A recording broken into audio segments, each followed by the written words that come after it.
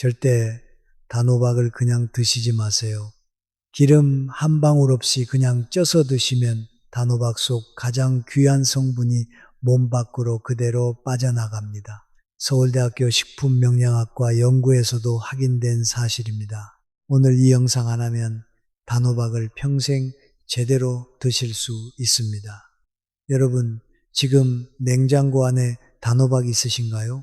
마트에서 늘 보이는 그 주황빛 묵직한 단호박 말씀입니다.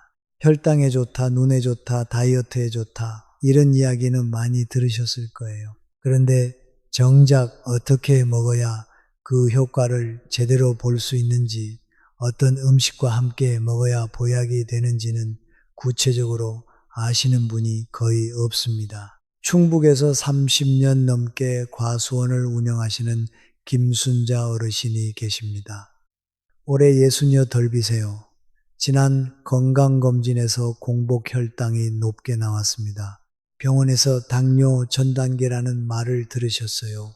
무릎도 시리고 눈도 침침해지기 시작하셨는데 주변에서 단호박이 좋다고 해서 매일 쪄서 드셨다고 합니다. 그런데 석 달을 드셔도 달라지는 게 없더래요.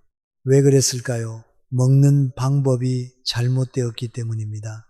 오늘 그 이유를 낱낱이 알려드리겠습니다.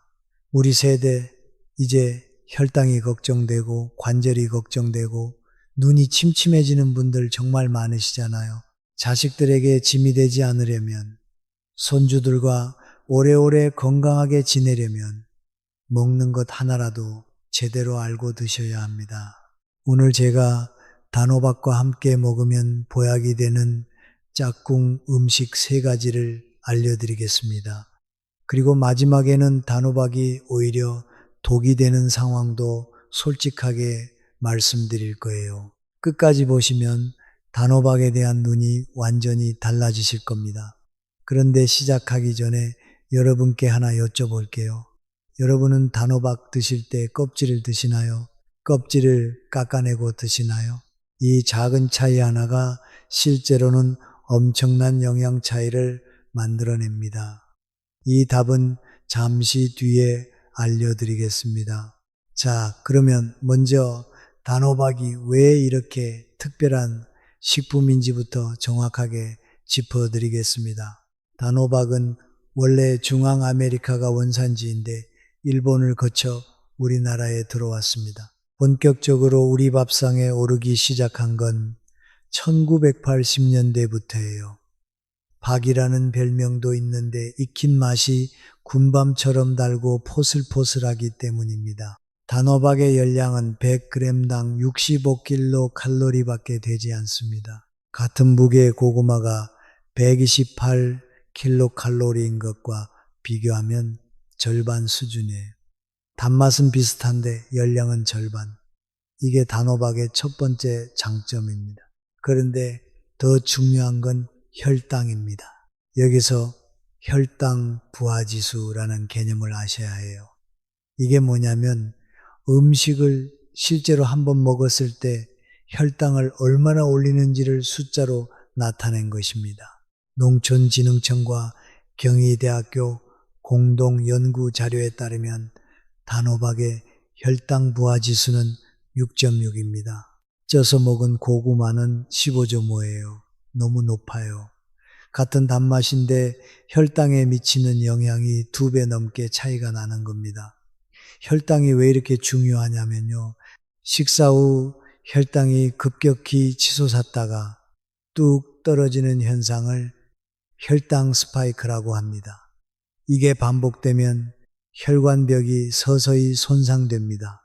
수도관에 녹이 슬듯이 혈관 안쪽이 상하는 거예요. 이게 쌓이고 쌓이면 당뇨, 심혈관 질환으로 이어집니다. 우리 모두 이 혈당 스파이크를 줄이는 것이 정말 중요합니다. 단호박에는 칼륨도 풍부합니다. 100g만 드셔도 하루 칼륨 권장량의 12%를 채울 수 있어요. 칼륨은 우리 몸속 나트륨을 밖으로 내보내는 역할을 합니다. 짠 음식을 좋아하시는 우리 세대에게 혈압 관리 차원에서 아주 중요한 성분이에요. 그리고 단호박에서 가장 주목해야 할 성분이 있습니다. 바로 베타카로틴입니다. 단호박 100g에 베타카로틴이 약 4000 마이크로그램 들어있어요. 당근과 거의 맞먹는 수준입니다. 단호박의 그 선명한 주황색이 바로 이 베타카로틴의 색깔이에요. 베타카로틴이 우리 몸에 들어오면 비타민 A로 바뀌어서 여러 가지 일을 합니다. 눈에 있는 망막의 시세포를 보호하고 폐와 기관지 점막을 촉촉하게 유지해서 감기와 호흡기 질환을 예방하고 강력한 항산화 작용으로 세포 노화를 늦춥니다.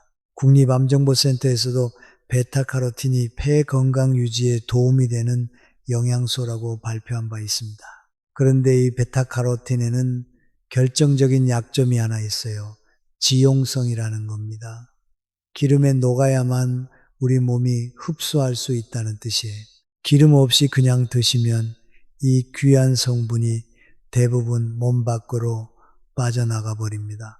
이 부분은 첫 번째 짝꿍 음식에서 아주 자세하게 다시 말씀드리겠습니다. 자, 이제 아까 여쭤봤던 껍질 이야기를 해드릴 차례입니다. 많은 분들이 껍질이 딱딱하다는 이유로 깎아버리십니다. 그런데 이 껍질 안에 아주 귀한 것들이 숨어 있어요. 한국식품과학회 연구 자료에 따르면 단호박을 포함한 채소 껍질 부위에는 폴리페놀, 플라보노이드 계열의 항산화 물질이 과육보다 훨씬 높은 농도로 들어 있습니다. 이 항산화 물질들은 우리 세포를 공격하는 활성산소를 잡아내고 면역력을 높이며 만성염증을 줄여줍니다. 또한 껍질에는 펙틴이라는 수용성 식이섬유가 풍부해요. 이 펙틴은 물을 만나면 끈적한 젤처럼 변합니다. 그러면 두 가지 좋은 일이 생겨요. 첫째, 포만감을 오래 유지시켜서 과식을 막아줍니다. 둘째, 음식이 소화되는 속도를 늦춰서 혈당 스파이크를 줄여줍니다. 칼로리는 거의 없으니 체중 관리에도 딱 좋지요. 껍질째 드시기 불편하신 분들 두 가지 방법을 알려드릴게요. 첫째, 전자레인지에 2분만 먼저 돌리시면 껍질이 훨씬 부드러워집니다.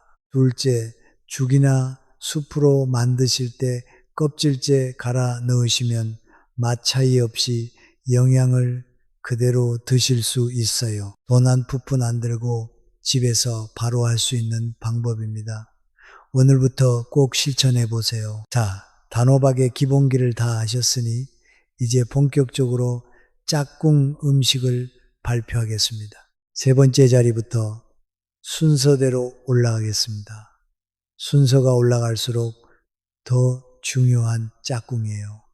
그리고 여러분이 예상하지 못한 음식이 나올 수 있으니 끝까지 봐주세요. 세 번째 짝꿍 음식은 계피입니다. 계피라는 말을 들으시면 뭐가 먼저 떠오르세요? 수정과를 떠올리시는 분들 많으시죠? 명절에 어머니가 끓여주시던 그 따스하고 붉은 음료. 우리 세대에게 계피는 그런 따뜻한 기억과 함께하는 향신료입니다. 그런데 이 계피가 수백 년 전부터 동양과 서양 양쪽에서 모두 약재로 쓰여왔다는 걸 아시나요?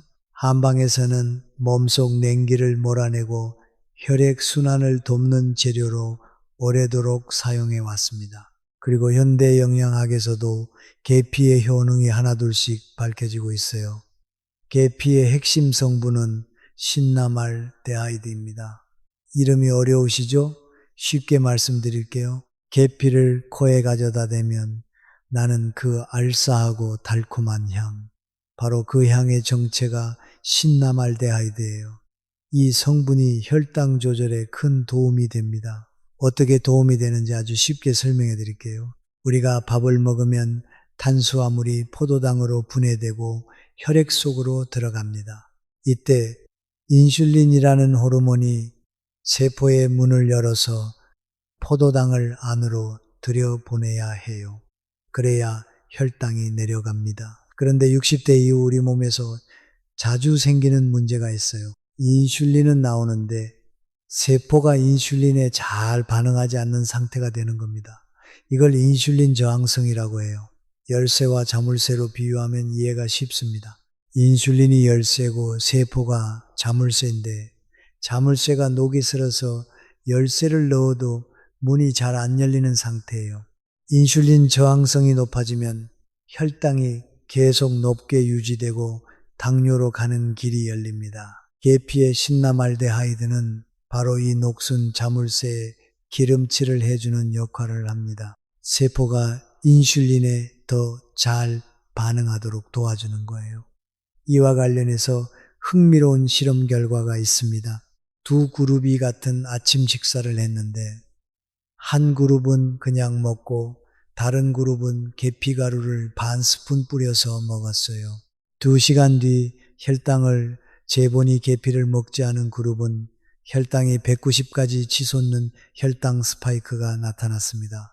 반면 계피를 뿌린 그룹은 혈당이 평균 25% 낮게 유지됐어요. 25% 작은 숫자 같지만 이게 매일 반복되면 혈관 건강에 엄청난 차이를 만들어냅니다. 계피는 혈관 속 만성염증 물질을 줄이는 역할도 합니다.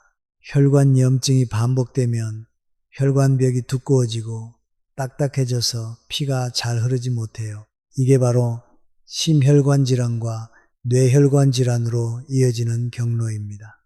우리 가족 걱정하시는 마음이라도 혈관 건강은 꼭 챙기셔야 합니다. 또한 최근 연구에서는 계피 성분이 뇌 속에 쌓이는 이상 단백질 형성을 억제하는 데 도움이 될 수 있다는 보고도 있어요.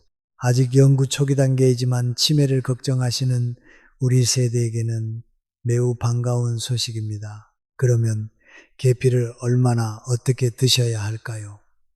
계피에는 쿠마린이라는 성분이 있는데 과다 섭취하면 간에 부담을 줄 수 있습니다. 마트에서 흔히 구할 수 있는 계피는 하루 3g 이하로 드시는 것이 안전합니다. 시나몬 스틱 하나를 갈면 3g 정도 나오니까 하루 스틱 하나 분량이 적절한 상한선이에요. 가장 쉬운 방법은 단호박을 쪄낸 다음 위에 계피 가루를 살짝 뿌리는 거예요. 계피의 알싸함과 단호박의 달달함이 정말 잘 어울립니다. 따뜻한 음료에 한 꼬집 넣어 드시는 것도 좋아요. 비싼 건강식품 따로 사실 필요 없이 집에 있는 계피가루 하나로 충분합니다. 전북 전주에서 오랫동안 교편을 잡으셨다가 은퇴하신 박정식 선생님이 계십니다. 올해 둘이세요. 당뇨 전 단계 진단을 받으신 뒤 매일 아침 단호박 한 조각에 계피가루를 뿌려 드시기 시작하셨어요. 석 달 뒤 검진에서 공복 혈당이 10포인트 넘게 내려갔습니다. 물론 식단 전체를 조절하신 덕분도 있겠지만 선생님은 단호박 계피 조합이 아침 혈당 안정에 큰 도움이 됐다고 말씀하셨습니다. 지금까지 세 번째 짝꿍 음식 계피에 대해 알아봤습니다. 정리하면 계피의 신라말데하이드가 인슐린 저항성을 개선하고 혈당 스파이크를 줄여주며 혈관 염증까지 줄여준다는 것 기억하시죠? 다음은 두 번째 짝꿍 음식입니다. 두 번째 짝꿍 음식은 달걀입니다. 달걀. 우리 세대에게는 참 귀한 음식이었죠. 어릴 때 생일날 삶은 달걀 하나가 선물이었던 시절이 있었잖아요. 가난한 시절, 밥심으로 일하면서도 달걀 하나면 기운이 나던 그 시절. 지금은 냉장고에 항상 한 판씩 있는 흔한 식품이 되었지만 그 영양 가치는 결코 작아지지 않았습니다. 세계보건기구에서는 달걀 단백질을 인체에 필요한 필수 아미노산 구성이 가장 우수한 완전 단백질로 분류하고 있어요. 다른 식품의 단백질질을 평가할 때 달걀을 기준점으로 삼을 만큼 그 품질이 뛰어납니다. 달걀이 왜 단호박과 함께 먹으면 보약이 되는지 세 가지 이유를 말씀드리겠습니다. 첫 번째 이유, 단호박의 부족한 단백질을 달걀이 채워줍니다. 단호박은 탄수화물과 식이섬유, 비타민은 풍부하지만 단백질이 적어요. 60대 이후 우리 몸에서 가장 빠르게 줄어드는 것이 바로 근육입니다.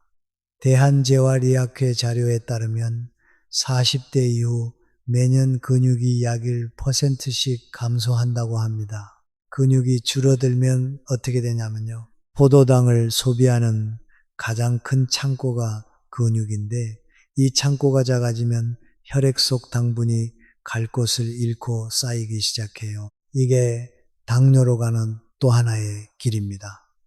달걀 2개에 들어있는 단백질 약 12g이 바로 이 부족한 부분을 채워줍니다. 돈 안 들고 매일 할 수 있는 근육 지키기, 달걀 2개면 됩니다. 두 번째 이유, 달걀 노른자의 레시틴이 뇌 건강을 지켜줍니다. 레시틴은 우리 몸 안에서 콜린이라는 물질로 분해되는데 이 콜린이 뇌신경 전달 물질인 아세틸콜린을 만드는 재료가 됩니다. 아세틸콜린은 기억력과 집중력 유지의 핵심이에요. 치매 환자분들의 뇌를 보면 이 아세틸콜린 수치가 낮은 경우가 많습니다. 달걀 노른자를 꾸준히 드시면 이 아세틸콜린 공급을 돕고 뇌를 활발하게 유지하는 데 도움이 됩니다. 손주들 이름을 또렷하게 기억하고 손주들과 함께 보내는 즐거운 시간을 끝까지 간직하려면 뇌 건강을 챙기셔야 해요. 달걀 노른자가 그 든든한 지원군이 됩니다. 세 번째 이유, 달걀 노른자에 들어있는 루테인과 제아잔틴이 눈 건강을 지켜줍니다. 이 두 성분은 망막 중심부에 있는 황반을 구성하는 핵심 물질이에요. 황반은 선명한 시력을 담당하는 가장 중요한 곳입니다. 이 황반이 손상되면 시야가 흐려지고 심하면 실명까지 이를 수 있는 황반변성이 생기는데 이게 65세 이상에서 실명을 일으키는 가장 흔한 원인 중 하나입니다. 루테인과 제아잔틴은 우리 몸에서 스스로 만들어지지 않아요. 반드시 음식으로 드셔야 합니다. 달걀 노른자에 이 두 성분이 풍부하게 들어있어요. 단호박의 베타카로틴은 시세포를 보호하고 안구 주변 혈류를 개선해 줍니다. 베타카로틴과 루테인, 제아잔틴을 함께 드시면 눈에 서로 다른 부위를 동시에 보호하는 효과가 생깁니다. 눈 건강, 황금 조합이에요. 그런데 달걀 노른자 먹으면 콜레스테롤이 높아지지 않을까 걱정하시는 분들 계시죠? 이 부분에 대해 말씀드리면 최근 영양학 연구들에서는 음식으로 섭취하는 콜레스테롤이 혈중 콜레스테롤에 미치는 영향이 이전에 우려했던 것보다 개인차가 크다는 결론이 나오고 있습니다. 이미 고지혈증이나 심혈관 질환이 있으신 분들은 반드시 주치의와 상담하셔야 하지만 건강하신 분들은 하루 달걀 한두 개는 크게 걱정하지 않으셔도 됩니다. 경기도 수원에서 오랫동안 가족 식단을 챙겨오신 이연숙 어르신, 올해 65이세요. 50대 중반이 웬부터 눈이 침침해져서 안과를 자주 다니셨는데 단호박과 달걀을 함께 드시는 식단을 시작하신 뒤 1년이 지나 안경 도수 변화가 안정되었다는 이야기를 해 주셨습니다. 식이요법 하나만으로 모든 걸 해결할 수는 없지만 꾸준한 영양 섭취가 눈 건강 유지에 도움이 된다는 건 분명합니다. 단호박과 달걀을 함께 드시는 가장 좋은 방법은 단호박 달걀찜입니다. 단호박을 반으로 잘라 속을 파내고 달걀물에 당근이나 파를 조금 섞어서 채운 다음 찜기에 쪄내면 됩니다. 마지막에 참기름 한 스푼을 꼭 뿌려주세요. 베타카로틴과 루테인 흡수율이 함께 높아집니다.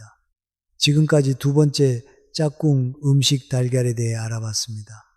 정리하면 세 가지입니다. 단백질로 근육을 지키고, 레시틴으로 뇌를 지키고, 루테인으로 눈을 지킨다. 단호박의 부족한 점을 정확히 채워주는 최고의 파트너입니다. 그런데 여기서 꼭 짚고 넘어가야 할 중요한 이야기가 있습니다. 단호박이 오히려 독이 될 수 있는 상황이에요. 건강에 좋다는 단호박이 독이 된다고요? 놀라셨죠? 그런데 이건 사실입니다. 좋은 식품도 내 몸 상태에 맞지 않게 먹으면 문제가 생겨요. 대한당뇨병학회 식이지침을 보면 단호박은 당질을 상당량 포함한 식품으로 분류됩니다. 고구마나 흰쌀밥보다 혈당 부하가 낮은 건 맞지만 무제한으로 드셔도 된다는 뜻은 절대 아닙니다. 특히 세 가지 경우에 주의하셔야 합니다. 첫째, 이미 당뇨 진단을 받으신 분. 둘째, 공복 혈당이 100 이상인 분. 셋째, 인슐린 주사를 맞고 계신 분. 이런 분들은 단호박 하루 200에서 300g 이내로 드셔야 합니다. 단호박 죽이나 숲으로 만들면 이 양이 생각보다 금방 넘어가거든요. 또 하나, 만성 콩팥병이 있으신 분들도 조심하셔야 해요.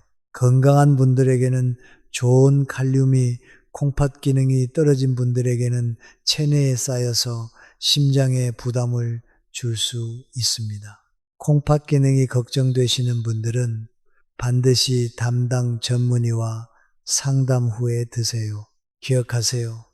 좋다고 많이 먹는 게 아니라 내 몸에 맞게 적당히 먹는 것이 진짜 건강 비결입니다. 우리 자식들에게 건강한 모습 보여드리려면 이런 작은 것 하나까지 챙기는 게 중요해요. 자, 이제 가장 중요한 첫 번째 짝꿍 음식을 알려드리겠습니다. 여러분, 첫 번째가 뭘 것 같으세요? 계피와 달걀 다음이니까 뭔가 더 특별한 게 있을 것 같으시죠? 오늘 제가 꼽은 첫 번째 짝꿍은 들기름 혹은 참기름입니다. 기름이요? 기름을 먹으면 살찌고 혈관에 안 좋은 거 아닌가요? 이렇게 생각하시는 분들 많으실 텐데요. 이건 우리 세대의 오랜 오해입니다. 지금부터 그 오해를 완전히 풀어드리겠습니다. 앞서 베타카로틴이 지용성이라고 말씀드렸죠. 기름에 녹아야만 몸이 흡수한다는 뜻입니다. 즉, 기름 없이 단호박을 드시면 단호박의 가장 귀한 성분인 베타카로틴이 대부분 몸 밖으로 빠져나가 버려요. 이게 얼마나 큰 차이냐면요. 국내외 영양학 연구에 따르면 베타카로틴을 기름과 함께 섭취하면 기름 없이 섭취할 때보다 흡수율이 수십 배까지 높아질 수 있다는 보고가 있습니다. 수십 배라는 숫자가 과장처럼 들리실 수도 있지만 지용성 영양소에서 기름의 존재는 그만큼 결정적입니다. 단호박을 아무리 많이 드셔도 기름 없이 드시면 그 귀한 베타카로틴의 상당 부분을 낭비하고 계신 겁니다.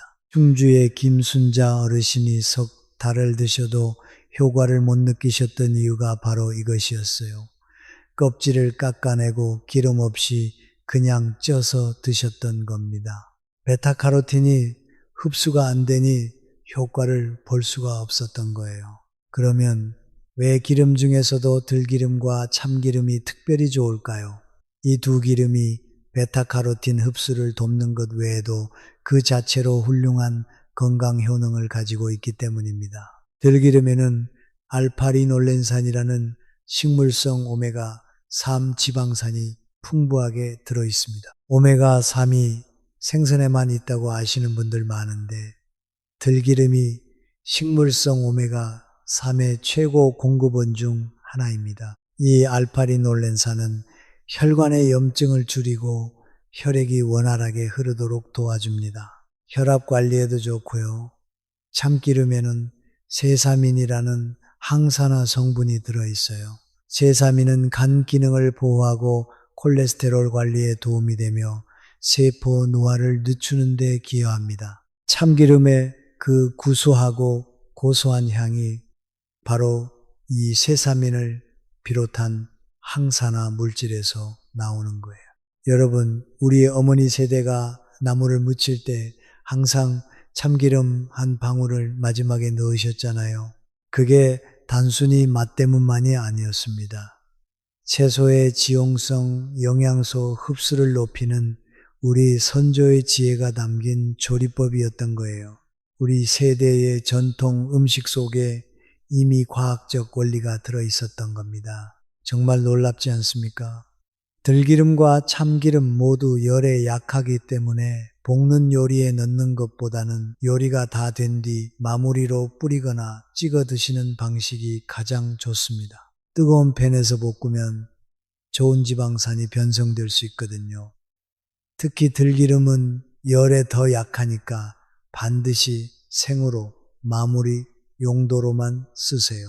단호박과 들기름, 참기름을 함께 드시는 방법 3가지 알려드릴게요. 첫째, 가장 쉬운 방법. 단호박을 쪄낸 다음 들기름에 찍어 드세요. 들기름의 고소한 향과 단호박의 달달함이 아주 잘 어울립니다. 별다른 양념 없이도 맛있는 간식이 됩니다. 둘째, 단호박 나물. 단호박을 얇게 썰어 찐 다음 소금 약간과 참기름으로 무치면 반찬으로 훌륭합니다. 밥상 위에 올리면 가족들도 좋아할 거예요. 셋째, 단호박 된장국 마무리. 된장국에 단호박을 넣고 끓인 뒤 마지막에 참기름 한 스푼을 두르세요. 된장의 발효 성분과 단호박의 영양이 어우러지고 참기름이 베타카로틴 흡수를 높여줍니다. 한 그릇에 우리 전통 식사의 지혜가 다 담겨 있어요. 앞서 말씀드린 단호박 달걀찜에도 마지막에 참기름 한 스푼 꼭 잊지 마세요. 단호박의 베타카로틴과 달걀의 루테인, 제아잔틴이 지용성 영양소들의 흡수율이 한꺼번에 높아집니다. 충주의 김순자 어르신이 이 방법을 알고 나서 달라지셨습니다. 껍질째 찐 단호박의 들기름을 살짝 곁들여 드시기 시작하셨어요. 맛이 훨씬 고소해졌다고 하시고 아침 식사가 기다려진다는 말씀을 해 주셨습니다. 변한 것은 딱 2가지 뿐이에요. 껍질 드시는 것과 그리고 기름 한 스푼을 추가한 것. 이 작은 변화 2가지로 단호박에서 얻는 영양이 완전히 달라졌습니다. 집에 있는 들기름이나 참기름 하나면 충분합니다. 비싼 영양제를 따로 살 필요가 없어요. 우리 부엌에 이미 답이 있었던 겁니다. 자, 오늘 영상을 마무리하겠습니다. 단호박과 함께 먹으면 보약이 되는 짝꿍 음식 3가지 정리해 드릴게요. 3번째, 계피. 신라말데하이드가 인슐린 저항성을 개선하고 식후 혈당 스파이크를 25% 낮춰줍니다. 단호박 위에 살짝 뿌려서 드세요. 2번째, 달걀. 단백질로 근육을 지키고 레시틴으로 뇌를 지키고 루테인으로 눈을 지킵니다. 단호박 달걀찜으로 드세요. 첫 번째, 들기름 혹은 참기름. 단호박의 가장 귀한 성분 베타카로틴의 흡수율을 수십 배 높여줍니다. 기름 없이 드시면 영양소를 낭비하는 겁니다. 반드시 기름과 함께 드세요. 그리고 꼭 기억하세요. 껍질째 드시면 항산화 물질과 식이섬유를 더 풍부하게 얻을 수 있습니다. 당뇨가 있으신 분은 하루 200에서 300g 이내로 드시고 콩팥 기능이 걱정되시는 분은 반드시 전문의 상담 후에 드세요. 오늘 알려드린 방법 중에서 가장 쉬운 것 하나만 내일 아침부터 실천해 보세요. 단호박 한 조각 쪄서 들기름에 찍어 드시는 것, 이것만으로도 충분합니다. 어려운 것 하나도 없어요. 돈도 안 들어요. 내일 아침 바로 시작할 수 있습니다. 우리 모두 건강한 모습으로 가족과 오래오래 함께하면 좋겠습니다. 손주들과 공원에서 뛰어놀고 자식들에게 당당한 모습 보여드리고 그게 우리 세대의 소원이잖아요. 오늘 영상이 그 소원에 작은 도움이 되었으면 좋겠습니다. 오늘 영상이 도움이 되셨다면 좋아요와 구독 부탁드립니다. 우리 가족 건강을 위해 이 영상을 주변 분들과도 나눠주시면 더 많은 분들께 건강한 정보가 전달됩니다. 여러분의 건강을 진심으로 응원합니다. 건강한 하루 되시길 방금 전까지는 또 다른 이야기였습니다. 그리고 지금부터는 완전히 새로운 주제로 넘어가 보겠습니다. 여러분, 절대 이 세 가지 음식을 그냥 드시지 마세요. 검은콩, 미역, 두부.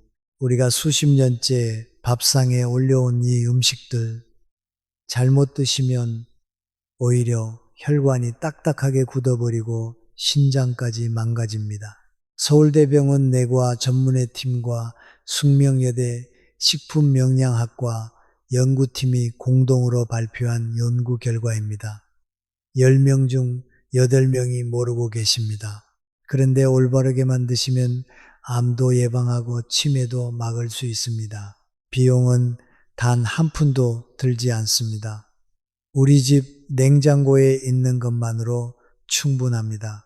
오늘 이 영상 하나로 우리 밥상의 진실을 전부 알려드리겠습니다. 끝까지 보시면 가장 충격적인 사실이 마지막에 나옵니다. 그 전에 한 가지 여쭤보겠습니다. 여러분, 아침에 검은 콩밥을 드시나요? 아니면 흰쌀밥을 드시나요? 미역국을 끓이실 때 참기름을 먼저 넣으시나요? 나중에 넣으시나요? 두부를 노릇하게 부쳐서 드시나요?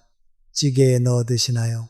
이 세 가지 질문에 대한 답이 여러분의 혈관 나이를 결정합니다. 오늘 세 가지 핵심을 알려드리겠습니다. 첫째, 검은 콩에 숨겨진 힘. 둘째, 미역의 올바른 조리법. 셋째, 두부의 놀라운 비밀입니다. 하나하나 천천히 알려드리겠습니다. 먼저 검은콩 이야기부터 시작하겠습니다. 우리 어머님들, 어르신들께서 평생 부엌에서 검은 콩밥을 지어 오셨습니다. 밭에서 나는 소고기라는 별명 들어보셨죠? 그런데 이 검은 콩이 얼마나 대단한 식품인지 정확히 아시는 분이 많지 않습니다. 혹시 지금 이런 증상이 있으세요? 아침에 일어나면 손발이 붓고 무거운 느낌이 드시나요? 소변 색깔이 가끔 탁하게 보이시나요? 유독 피곤하고 기운이 없으신가요? 이 세 가지 증상 중에 하나라도 해당되시면 지금부터 집중해 주세요. 나이 탓이라고 넘기고 계시지는 않으셨나요? 사실 이것은 혈관과 신장이 조용히 보내는 경고 신호일 수 있습니다. 그런데 놀라운 것은 우리가 매일 먹는 검은 콩이 이 신호를 바꿀 수 있다는 사실입니다. 세 가지만 기억하시면 됩니다. 첫째, 혈관. 둘째, 혈당. 셋째, 뼈 건강입니다. 먼저 혈관 이야기를 해드리겠습니다. 지금 이 순간에도 우리 혈관 안에서는 보이지 않는 전쟁이 벌어지고 있습니다. 나쁜 콜레스테롤이 혈관벽에 조금씩 달라붙고 있습니다. 상상해 보세요. 집안 수도관에 물때가 끼는 것과 똑같습니다. 처음에는 조금씩 끼다가 나중에는 물이 아예 안 흐르죠. 혈관도 마찬가지입니다. 콜레스테롤이 쌓이면 어느 날 갑자기 막힙니다. 심근경색, 뇌졸중이 찾아옵니다. 그런데 미국 심장협회가 발표한 연구에서 놀라운 사실이 밝혀졌습니다. 검은콩 단백질이 이 나쁜 콜레스테롤을 낮추는 뛰어난 효과가 있다는 겁니다. 검은콩 속에 이소플라본이라는 성분이 있습니다. 이 성분이 콜레스테롤을 개선하고 혈관을 보호해 줍니다. 쉽게 말씀드리면 혈관 안에 끼어 있는 물때를 녹여주는 세제 같은 역할을 하는 겁니다. 또 검은콩에는 혈압을 낮춰주는 특별한 성분도 있습니다. 쉬운 말로 혈관을 부드럽게 해주는 물질이라고 생각하시면 됩니다. 혈관이 부드러워지면 피가 잘 흐릅니다. 피가 잘 흐르면 혈압이 자연스럽게 낮아집니다. 평소에 혈압 때문에 걱정이 많으신 분들이라면 검은 콩을 꼭 챙겨 드시는 게 좋겠습니다. 62 세박순자 할머니 이야기를 잠깐 들려드리겠습니다. 경기도 수원에 사시는 분인데요.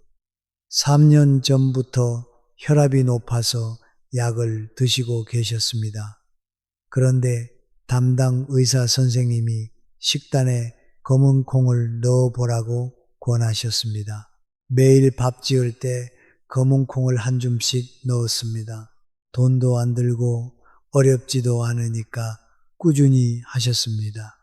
석 달 후 혈압이 안정되기 시작했고 반년 후에는 혈압약 용량을 줄일 수 있었습니다.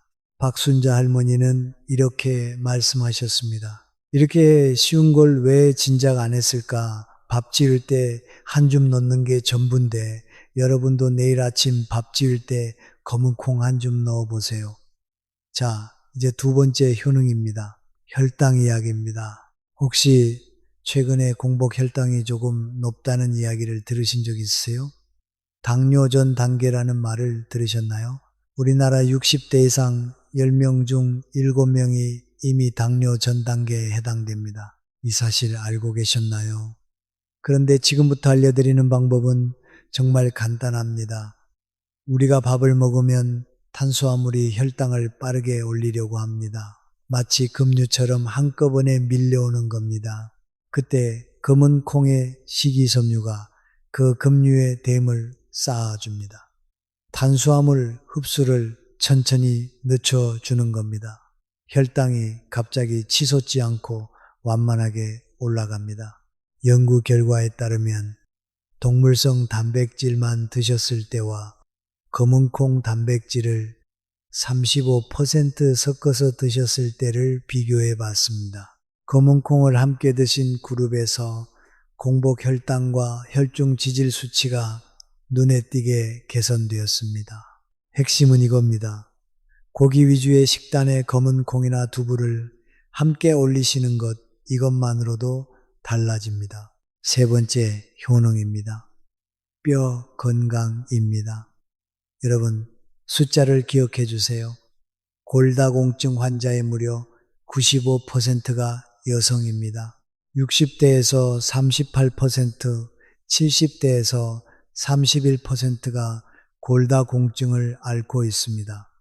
나이가 들수록 뼈에 구멍이 생기고 부러지기 쉬워집니다. 계단에서 한번 넘어졌을 뿐인데 뼈가 부러져서 오랫동안 누워 계시는 어르신들 주변에서 보신 적 있으실 겁니다. 손주들과 공원에서 놀아주고 싶어도 뼈가 약하면 엄두를 못 내시게 됩니다. 그런데 검은콩은 소고기와 비교했을 때 칼슘이 8배, 철분은 11배, 비타민 B1은 10배나 더 많습니다. 게다가 우유의 칼슘은 특정 성분 때문에 소변으로 빠져나가기 쉬운데 검은콩은 그런 걱정이 없습니다. 오히려 뼈 안에 칼슘이 잘 쌓이게 도와줍니다. 우리 어머님들 뼈 건강 때문에 우유만 드시고 계셨다면 이제 검은콩도 함께 챙기세요. 비싼 영양제 없이도 충분합니다. 자, 그런데 여기서 정말 중요한 것이 있습니다. 검은 콩을 어떻게 드시느냐에 따라 효과가 완전히 달라집니다. 숙명여대 식품영양학과 연구팀이 검은 콩을 다양한 방법으로 조리해서 성분을 측정해 결과가 정말 놀랍습니다. 첫째, 볶아서 드시면 이소플라본 함량이 가장 높아집니다. 200도에서 5분 정도 볶았을 때가 가장 좋았습니다. 이때 만들어지는 이소플라본은 우리 몸에 흡수가 잘 되고 생리 활성도 뛰어났습니다. 갱년기를 겪고 계신 어머님들, 이미 갱년기가 지나신 분들, 볶은 검은 콩이 여러분께 가장 좋습니다. 이소플라본이 유방암 세포 증식을 억제하는 효과도 있다고 밝혀졌습니다. 볶은 검은 콩을 간식처럼 드시는 것도 좋은 방법입니다. 둘째, 삶아서 드시면 단백질 수율이 올라갑니다. 검은 콩에는 철분이나 아연 같은 미네랄이 우리 몸에 흡수되는 것을 방해하는 성분이 있습니다. 삶으면 이 방해 성분이 파괴됩니다. 그러면 미네랄 흡수율이 자연스럽게 올라갑니다. 밥에 검은 콩을 넣어서 드시는 것이 가장 영양소를 잘 섭취하는 방법입니다. 아침마다 검은 콩밥 한 공기, 돈 안 들고 시간도 안 걸립니다. 셋째, 발효시켜서 드시면 뼈 건강에 특히 좋습니다. 동물 실험에서 청국장을 섭취한 그룹의 골밀도가 3.9배 증가하면서 정상 수치의 88%까지 회복되었습니다. 뼈 건강이 걱정되시는 어머님들, 내일 아침 청국장찌개 한 그릇 드셔보세요. 우리 전통 음식에 답이 있습니다. 그런데 검은 콩이 좋다고 해서 아무 제한 없이 드셔도 되는 건 아닙니다. 꼭 알아두셔야 할 주의사항이 있습니다. 검은 콩은 식이섬유가 아주 풍부합니다. 많이 드시면 장 안에서 가스가 많이 만들어집니다. 배가 부글부글하고 불편하실 수 있습니다. 장이 예민하신 분들은 특히 조심하세요. 하루에 얼마나 드시면 될까요? 종이컵 반 컵 분량, 약 50g 이하가 적당합니다. 그리고 반드시 주의하셔야 할 분들이 있습니다. 만성 신장 질환이 있으신 분들입니다. 검은 콩에는 칼륨이 많습니다. 건강한 신장을 가지신 분들은 이 칼륨을 소변으로 잘 배출하지만 신장 기능이 떨어지신 분들은 칼륨이 몸에 쌓이면서 위험해질 수 있습니다. 심한 경우 근육마비, 심장 이상까지 생길 수 있습니다. 신장질환이 있으신 분들은 검은콩 드시기 전에 반드시 담당 의사 선생님과 상담하세요. 자, 지금까지 검은콩에 대해 알아봤습니다. 기억하시죠? 혈관 보호, 혈당 조절, 뼈 건강 강화, 이 세 가지가 핵심이었습니다. 볶으면 이소플라본이 올라가고, 삶으면 단백질 흡수가 좋아지고, 발효시키면 뼈가 튼튼해집니다. 하루 종이컵 반 컵이면 충분합니다. 다음으로 미역 이야기를 해드리겠습니다. 잠깐 그 전에 정말 충격적인 사실을 하나 알려드리겠습니다. 미역국을 끓일 때 대부분의 가정에서 당연하게 하는 한 가지 방법이 사실은 몸에 해로운 물질을 만들어내고 있습니다. 이 이야기는 잠시 후에 알려드리겠습니다. 먼저 미역이 왜 좋은지부터 알아보겠습니다. 우리나라에서 생일날 미역국 드시잖아요. 출산 후에 산모가 미역국을 드시는 것도 다 이유가 있습니다. 여러분 미역을 드실 때 국으로만 드시나요? 아니면 무침으로도 드시나요? 어떤 방법이든 미역은 정말 좋은 식품입니다. 미역에는 철분, 칼슘, 요오드가 풍부합니다. 그리고 알긴산이라는 핵심 성분이 있습니다. 이 성분은 우리 몸에 들어온 중금속을 마치 자석처럼 끌어당겨서 몸 밖으로 배출해 줍니다. 요즘 미세먼지 걱정 많이들 하시죠? 미역이 바로 그 걱정을 덜어줄 수 있습니다. 마트에서 흔히 살 수 있는 미역 한 봉지로 말입니다. 그리고 미역은 혈당이 걱정되시는 분들에게도 정말 좋습니다. 해조류의 끈적끈적한 부분에 혈당 조절을 돕는 성분이 있습니다.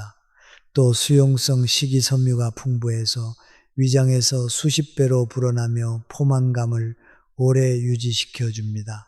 적게 먹어도 배가 부릅니다. 식사량을 자연스럽게 줄여주는 겁니다. 칼슘 이야기도 해드려야겠습니다. 생미역 100g에는 칼슘이 149mg 들어있습니다. 우유 100ml에는 118mg입니다. 미역이 우유보다 칼슘이 더 많습니다. 놀랍지 않으세요? 우리 어머님들 뼈 건강을 위해 우유만 생각하지 마시고 미역도 꼭 챙겨 드세요. 우유보다 미역이 낫습니다. 자, 이제 아까 말씀드린 충격적인 사실을 알려드리겠습니다.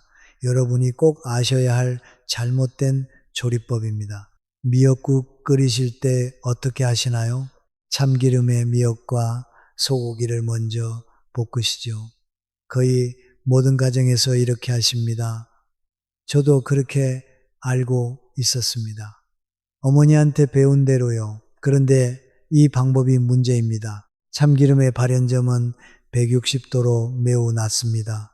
쉽게 설명드리겠습니다. 발연점이란 기름에서 연기가 나기 시작하는 온도입니다. 참기름은 이 온도가 낮습니다. 고온으로 가열하면 1급 발암물질이 만들어집니다. 들기름도 마찬가지입니다. 수십 년째 이 방법으로 미역국을 끓여 오셨다면 지금부터 바꾸셔야 합니다. 그렇다면 어떻게 해야 할까요? 방법은 정말 간단합니다. 두 가지 중에 하나만 하시면 됩니다. 첫째, 미역국을 다 끓이고 나서 마지막에 참기름을 두르세요. 이것만 바꾸시면 됩니다. 불을 끈 다음에 넣으시면 향도 살리고 건강도 지킬 수 있습니다. 둘째, 발연점이 높은 식용유를 참기름과 섞어서 사용하세요. 현미유나 해바라기 씨와 참기름을 반반 섞으시면 전체 발연점이 높아져서 유해물질 생성을 막을 수 있습니다. 68살 김영희 할머니 이야기를 해드리겠습니다. 서울 종로구에 사시는 분인데요. 40년 넘게 참기름에 미역을 먼저 볶아서 국을 끓이셨습니다. 어머니한테 배운 그대로요. 그런데 건강검진에서 위장에 용종이 발견되었습니다. 의사 선생님이 식습관을 물어보시더니 미역국 조리법부터 바꾸라고 하셨습니다. 김영희 할머니는 처음에 믿기 어려우셨답니다. 평생 이렇게 해왔는데 이게 문제라고. 하지만 조리법을 바꾸시고 1년 후 검진에서 용종이 사라졌습니다. 김영희 할머니는 이렇게 말씀하셨습니다. 순서 하나 바꿨을 뿐인데 이렇게 달라질 줄 몰랐다. 우리 며느리한테도 알려줬다. 여러분도 오늘부터 꼭 바꿔보세요. 그리고 미역을 드시면 안 되는 분들도 있습니다. 첫째, 신장 질환이 있으신 분들입니다. 검은 콩과 같은 이유입니다. 미역에도 칼륨이 풍부합니다. 둘째, 혈액을 묽게 하는 약을 드시는 분들입니다. 미역에 비타민 K가 많은데 이 성분이 약의 효과를 떨어뜨릴 수 있습니다. 이런 약을 드시는 분들은 담당 의사 선생님과 꼭 상담하세요. 그런데 함께 먹으면 안 되는 음식도 있습니다. 바로 파입니다. 파에 있는 유황 성분이 미역의 칼슘 흡수를 방해합니다. 미역국에 파를 넣으시면 칼슘을 제대로 흡수하지 못하는 겁니다. 뼈 건강을 위해 미역을 드신다면 파는 빼시는 게 좋겠습니다. 그렇다면 미역과 함께 드시면 좋은 음식은 무엇일까요? 세 가지를 알려드리겠습니다. 첫째, 표고버섯입니다. 표고버섯에는 비타민 D가 풍부합니다. 비타민 D는 칼슘이 우리 몸에 흡수되도록 도와주는 열쇠 같은 역할을 합니다. 미역의 칼슘과 표고버섯의 비타민 D가 만나면 뼈 건강을 지키는 최고의 조합이 됩니다. 미역국 끓이실 때 표고버섯을 함께 넣어 드세요. 들깨가루를 넣으시는 분들 계시죠? 들깨가루에도 비타민 D가 많습니다. 이것도 좋은 방법입니다. 둘째, 두부입니다. 두부에 있는 성분이 미역의 과도한 요오드를 몸 밖으로 배출해 줍니다.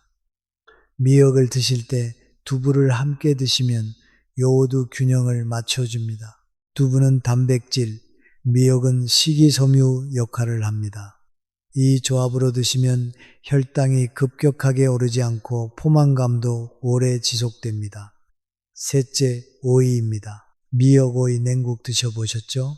사실 이 조합이 혈당 관리에 매우 좋습니다. 미역과 오이 모두 혈당 지수가 아주 낮습니다. 여기에 식초를 더하면 혈당을 더 낮추고 장속 유해균도 줄여줍니다.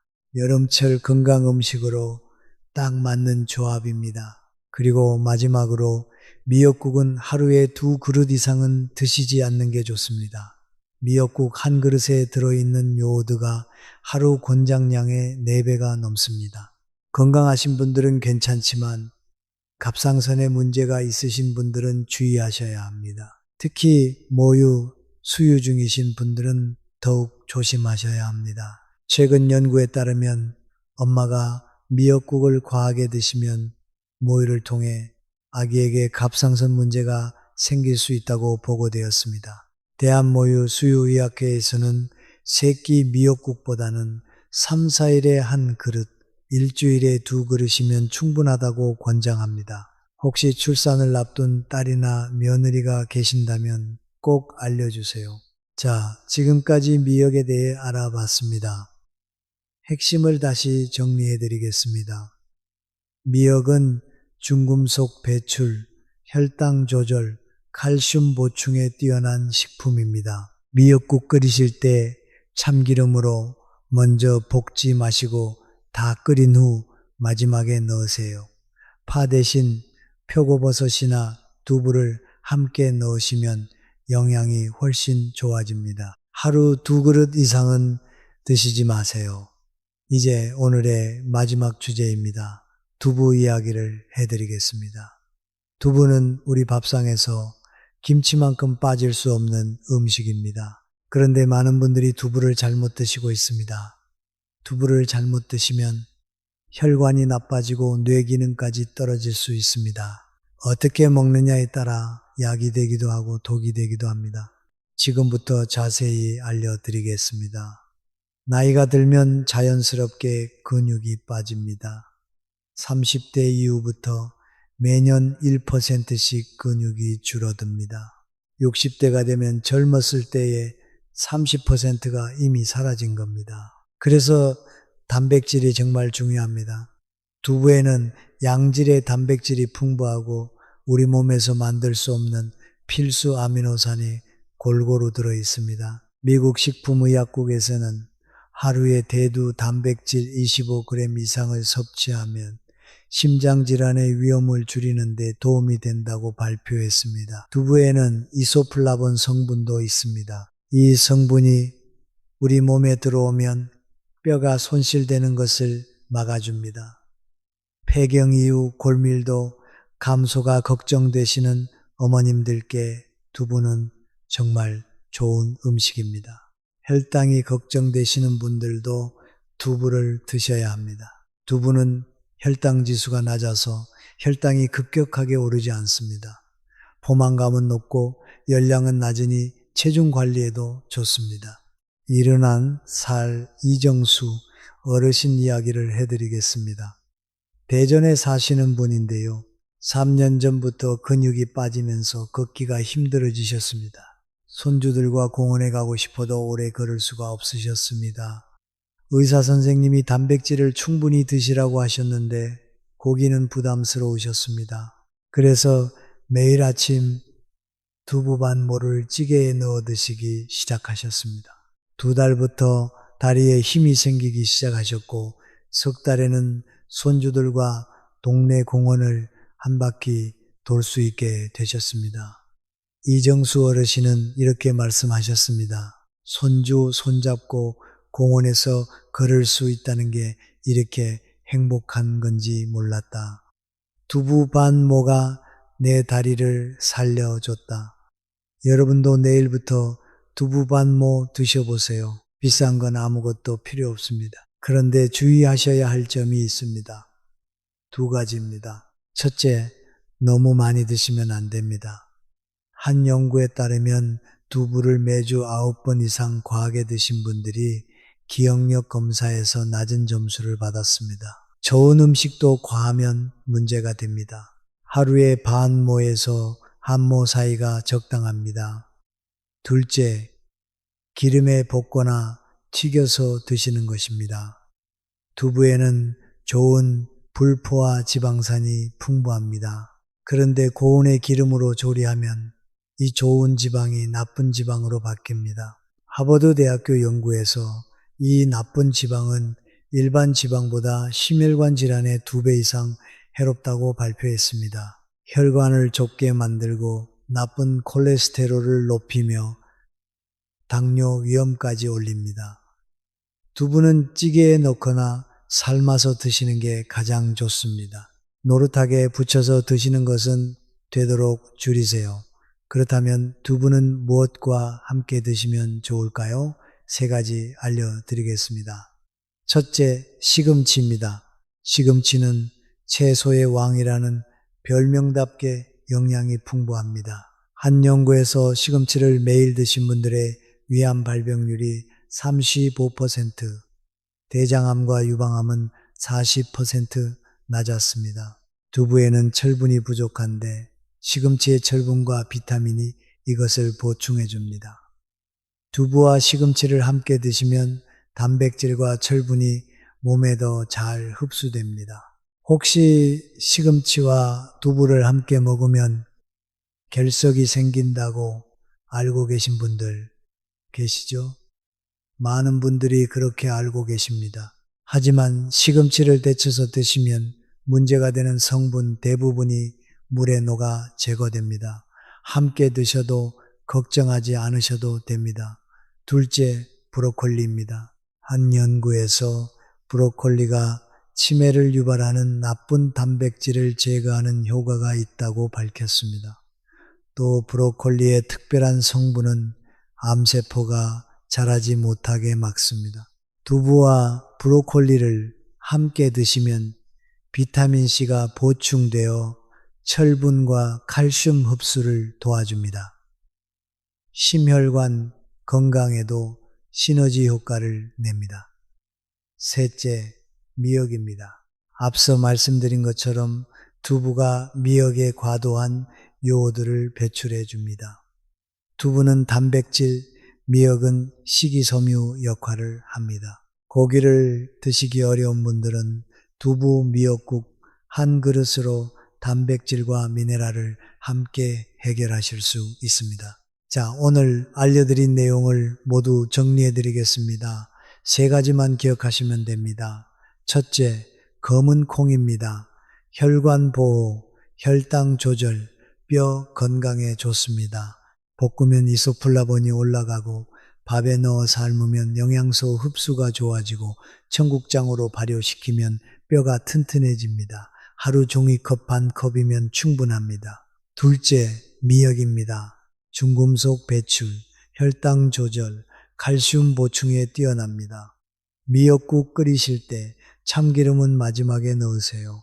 파 대신 표고버섯이나 두부를 넣으세요. 하루 2그릇 이상은 드시지 마세요. 셋째, 두부입니다. 단백질 보충, 뼈 건강, 혈당 관리에 좋습니다. 하루 반모에서 한 모가 적당합니다. 기름에 부치지 마시고 찌개에 넣거나 삶아서 드세요. 시금치, 브로콜리, 미역과 함께 드시면 더욱 좋습니다. 이 세 가지 음식, 검은콩, 미역, 두부, 우리가 수십 년째 함께 해온 음식입니다. 비싼 건강식품 사실 필요 없습니다. 우리 집 냉장고에 있는 것들로 충분합니다. 우리 어머님들, 어르신들께서 자식들 먹이느라 평생 장을 보시고 밥을 지어 오셨습니다. 그 희생과 고생 정말 감사합니다. 이제는 여러분 건강을 위해 올바르게 드시는 것이 중요합니다. 손주들과 오래오래 건강하게 함께 하시려면 오늘 알려드린 방법을 내일 식탁에서 시작해 보세요. 작은 것 하나가 바뀌면 건강이 바뀝니다. 우리 함께 건강해집시다. 오늘 영상이 도움이 되셨다면 좋아요와 구독 부탁드립니다.